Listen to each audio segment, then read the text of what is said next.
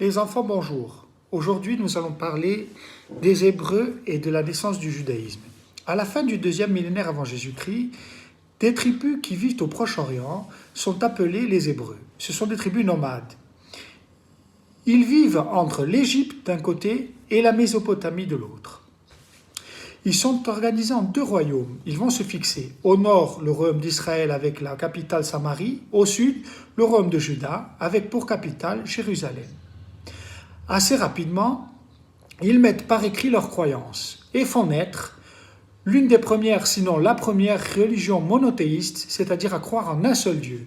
C'est le judaïsme. Ces croyants sont désormais appelés les Juifs.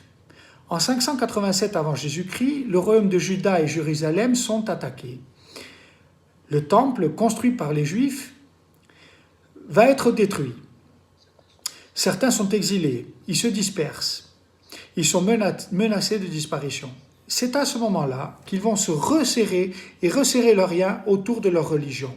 Ils choisissent d'écrire la Bible hébraïque. Cette Bible hébraïque réunit plusieurs livres. Dans ces livres, on raconte l'alliance entre Dieu, Yahvé et ce peuple. On raconte aussi l'Exode, la fuite du royaume d'Égypte. On y raconte aussi la vie des prophètes.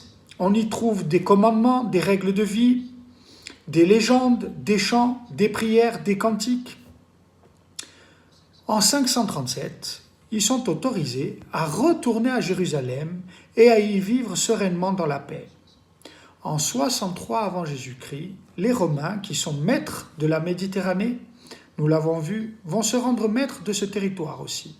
Sous la domination des Romains, les Juifs vont avoir une certaine indépendance, une certaine liberté. Ils vont même pouvoir agrandir ce temple dans lequel ils prient, ce temple de Jérusalem, qui s'appelle aussi le temple de Salomon. En 70 après Jésus-Christ, une révolte éclate. Les Juifs se révoltent contre Rome. Rome va mater cette révolte. Jérusalem et son temple vont être détruits. Les Juifs sont dispersés. Ils sont éparpillés dans tout l'Empire. Ils sont exilés une nouvelle fois. C'est ce qu'on a appelé la diaspora. Les Juifs s'exilent dans tout l'Empire romain. Leur culte, leur façon de pratiquer le culte va changer puisque leur temple est détruit. Ils vont désormais construire des lieux de culte pour pratiquer leur religion et ces lieux de culte s'appelleront les synagogues.